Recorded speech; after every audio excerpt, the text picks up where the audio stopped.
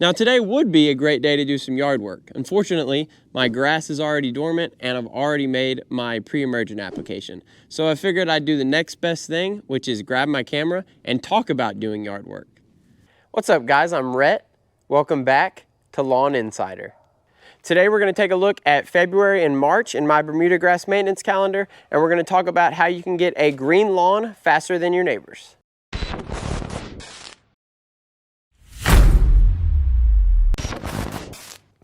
All right, this is the Lawn Insider Bermuda maintenance calendar, and I'm going to go ahead and leave this up on the screen for a while so you can go ahead and screenshot it and use it as a reference throughout the season. Also, if you're interested in having the PDF version that you can print out and keep a hard copy, I will leave a link to that in the description box below.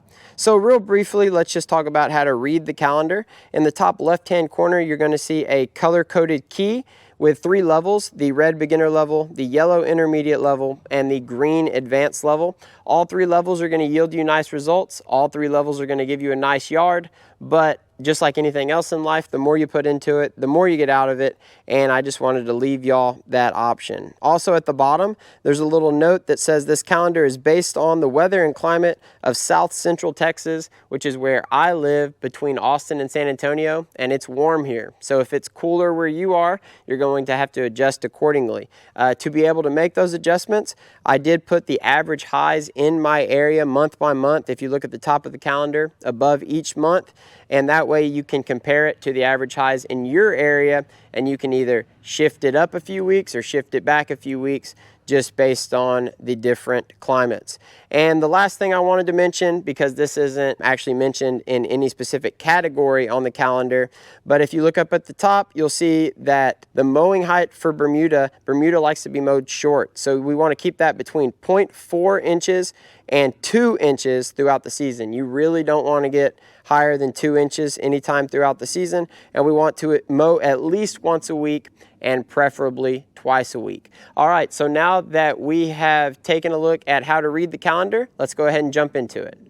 We're currently in February, and the only thing listed on the calendar for this month is our pre-emergent application, which is probably one of the 2 or 3 most important things that you're going to do to your lawn this year. I actually made a video on pre-emergence last week. If you're interested in that, I will leave it in the card up here.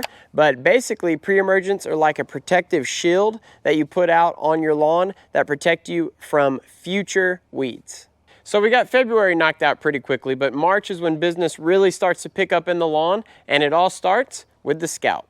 So probably in late February and as we get into March, you're going to start noticing green grass start to poke through this dormant grass that we currently have in our lawns.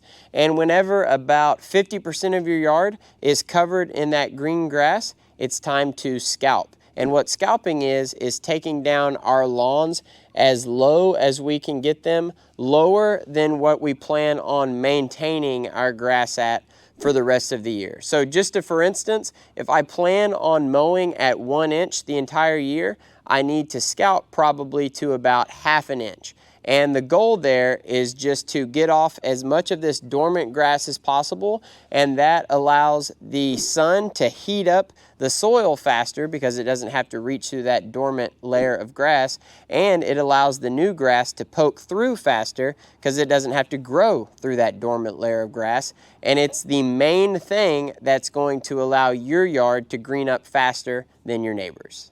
To me, early March and really that scalp is the official start to the new lawn season, and that's when I know things are about to really be kicked into high gear. So after the scalp, I like to put out a fertilizer with a high nitrogen content. That nitrogen is going to push growth. We're going to fill in a lot faster. I also like to start mowing frequently at this time, so probably at least twice a week, and then I start my normal watering schedule.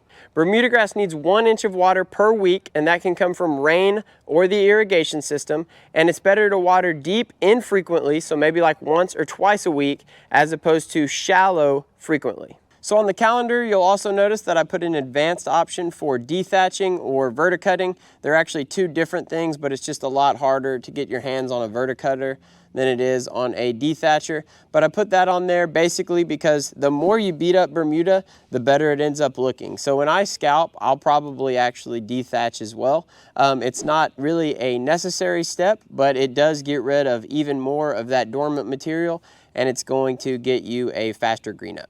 And to round out the month of March, this is also the time of year where you can start making your insecticide treatments, post-emergent herbicide treatments, because the warmer weather is going to make those products more effective now. And it's a good time of the year to start your humic acid treatments. Humic acid is a product that you use that really improves soil health. So I think I'm going to go ahead and wrap it up right here, guys. I hope y'all enjoyed the video. If you did, please leave me a like. If you're liking the content and you want to continue to see more of it, hit the red subscribe button below. And if you have any questions, comments, concerns, leave those in the comments section below.